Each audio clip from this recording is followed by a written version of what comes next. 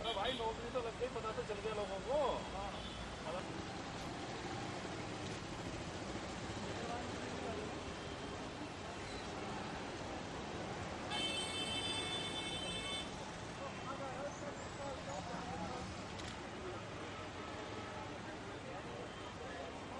बन जाएगा काफी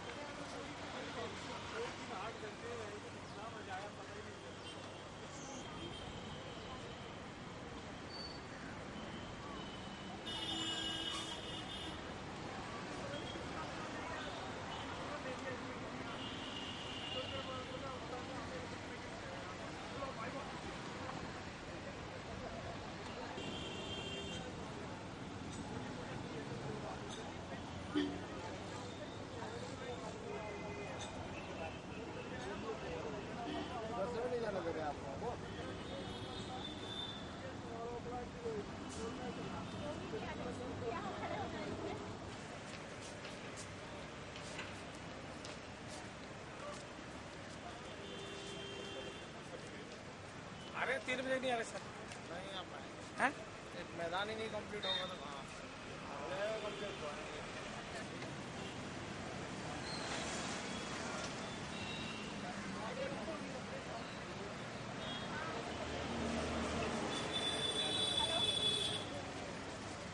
पूरा काम थोड़ी ना आपसी भी।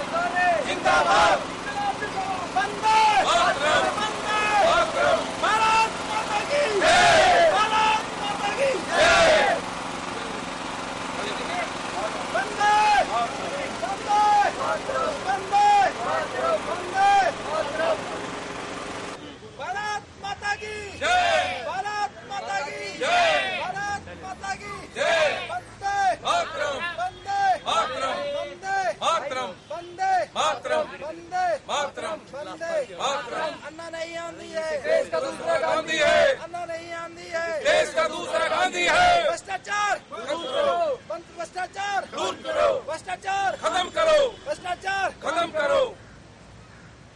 अब आई अन्ना की आंधी, भाग गए सब नकली गांधी।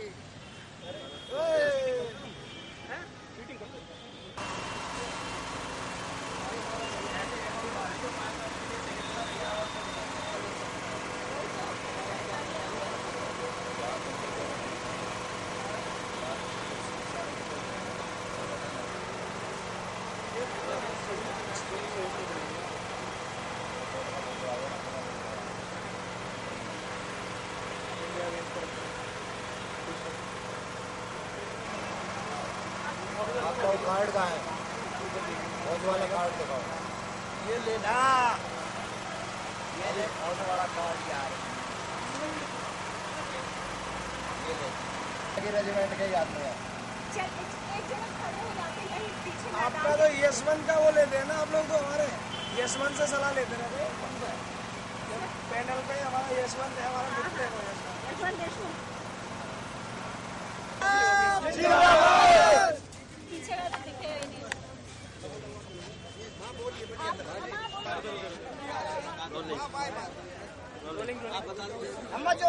मैं रामलीला मैदान में हूँ, जिस तरीके से हम मैदान की बात करें तो जितना बोलना की जितनी दिल्ली की औरतें सारी आ जाए, सारी दिल्ली की औरतों को जगह दो। अपनी शर्म कर दी सरकार। बताओ, अगर हम अन्ना के समर्थकों की बात करें तो काफी बड़ी तादाद में बोलने यहाँ आगे आए उन्हीं लोगों से जानते हैं कि वो अभी से अन्ना के सपोर्ट के लिए जुटे हैं, किस तरीके से अन्ना का सपोर्ट करेंगे। सबसे पहले एक अम्मा है हमारे साथ, काफी उम्र है इनकी, लेकिन ये भी अपने हाथ में एक बैनर लेकर आई हैं कि अन्ना तुम संघर्ष करो, हम तुम्हारे साथ हैं। अम्मा से जानते हैं कि वो किस तरीके से अन्ना का साथ देंगी। अम्मा, आप आई हैं, आप खुद इतनी उम्र की हैं, आप क्या चाहती हैं देश के लिए, क्या करेंगे मेरा गलत करे क्या है देश का, हर वर्दी पर्दी आई सुनी है, खाली सब कुछ लूट लूटी नेता अन्ना के साथ हैं। अन्ना के साथ 10 लाख रुपए मांगे थे इनसे रिश्वत के, 10 लाख रुपया मांगे दिल्ली पुलिस में भर्ती होने के लिए। अच्छा, कितने ले आवे लोग?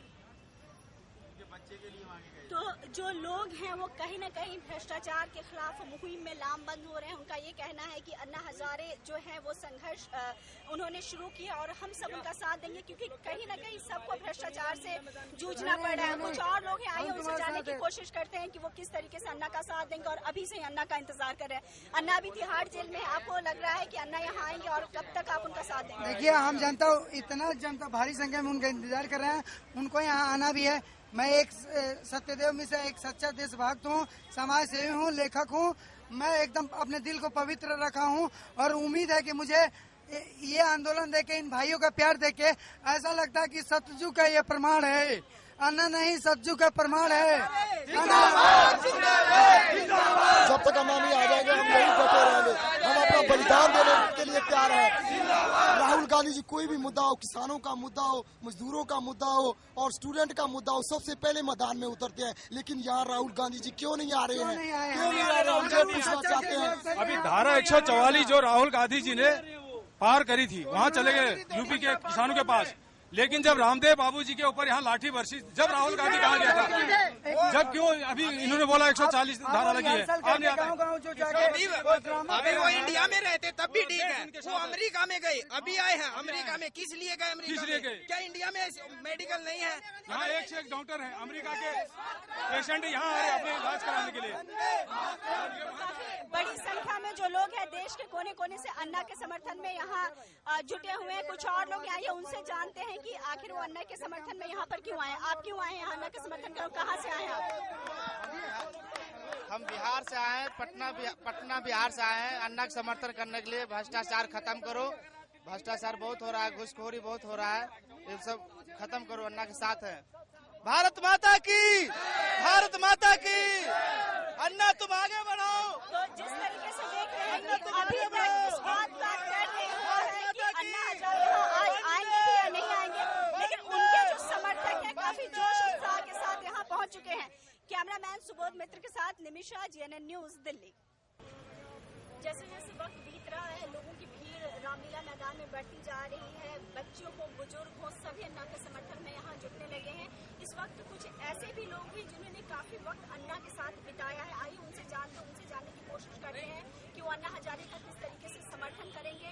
और आज अन्ना हजारे जिस तरीके से एक जन आंदोलन छेड़ा है, उनके व्यक्तित्व के बारे में भी जानने की कोशिश करेंगे कि जब वे फौजी थे तो अपनी जिम्मेदारियां कैसे निभाते थे। इस वक्त हमारे साथ अन्ना के पुराने सहयोगी हैं, उनसे जानते हैं। आप काफी लंबे समय तक अन्ना के साथ रहे, वो एक फौजी की भूमिका में भी क्या इसी तरह से लोगों का नेतृत्व करते थे, अपने देश की रक्षा के लिए क्या इसी तरह लगे रहते थे? सर्विस में नेतृत्व नहीं होता है, वहाँ तो सर्विस का नेतृत्व सेवा के हिसाब में वो पहले से ही जवानों के साथ अच्छा व्यवहार करते थे, जवानों के लिए कोशिश करते थे कि सबको ठीक ठाक सुविधाएं मिले। वहाँ नेतृत्व वाली कोई ऐसी लीडिंग नहीं होती है यहाँ जैसे राजनीति। वहाँ तो सर्विस की लीडिंग है, जो सीनियर होगा वो कमांडर होगा। बिल्कुल, फौज की सर्विस की आपने बात की, वो उनका एक सिस्टम है, लेकिन जो गुण व्यक्ति में होते हैं कि वो लीडरशिप क्वालिटी होती है वो दिखाई देती, चाहे हम नौकरी करें चाहे हम छात्र हैं। तो क्या ऐसी भूमिका वहाँ दिखाई पड़ती? बिल्कुल दिखाई देते थे, वहाँ ये गुण दिखाई देते थे उनमें। वो हमेशा जवानों के दुख तकलीफ की आवाज उठाते थे। आज जब अन्ना हजारे अनशन कर रहे हैं, दिल्ली पहुंचे हैं, लाखों लोग उनके समर्थन में जुटे हैं, आप लोगों को क्या लगता है कि सरकार पर इसका दबाव किस तरीके से पड़ रहा है? सरकार पे नहीं, पूरी राजनीति पे इसका दबाव पड़ रहा है। ये राजनीति निखर जाएगी कुछ दिन के बाद। सब पार्टियों को पता चल गया कि अच्छे अच्छे लोगों को वोट मिलेगी। जितने ये गुंडे पैदा हुए हैं, जितने आए हैं, पैसे कमाने वाले आए हैं, ये सब भागेंगे। राजनीति समझ जाएगी अगर ये ऐसे ही हमारा ये चलता रहा। सतयुग का प्रमाण है। ये ऐसे चलता रहा तो आपको याद दिला दूं, सन 74-75 में एक चौकड़ी कांग्रेस की थी जो इंदिरा गांधी को मिसगाइड किया, गलत चीजें बताई गई, उसको सही सिचुएशन नहीं दी गई। नहीं, इंदिरा गांधी ने सही सिचुएशन को पढ़ा, कांग्रेस का हाथ हुआ, कांग्रेस गिरी। 89 में वही हाल हुआ, वही कांग्रेस चौकड़ी फिर आ गई, फिर उसको पकड़ा गया कांग्रेस को, फिर गिराई गई, फिर भी उसने सिचुएशन को नहीं पढ़ा, पब्लिक की आवाज को नहीं सुना, अहंकार में रहे। आज फिर वही सिचुएशन आई, आज भी यही हालत होगी। गवर्नमेंट अगर ऐसे ही नहीं पढ़ी सिचुएशन को तो फिर जाएगी। तो देश की आवाम है, उसकी आवाज को सुनना जरूरी है, उसको पहचानना जरूरी है कि आखिर देश की जनता क्या चाहती। कुछ सिविल सोसाइटी के भी कार्यकर्ता हमारे साथ हैं। अगर हम बात करें रामलीला मैदान की तैयारियों को लेकर तो जो एमसीडी के कर्मचारी हैं वो लगे हुए हैं।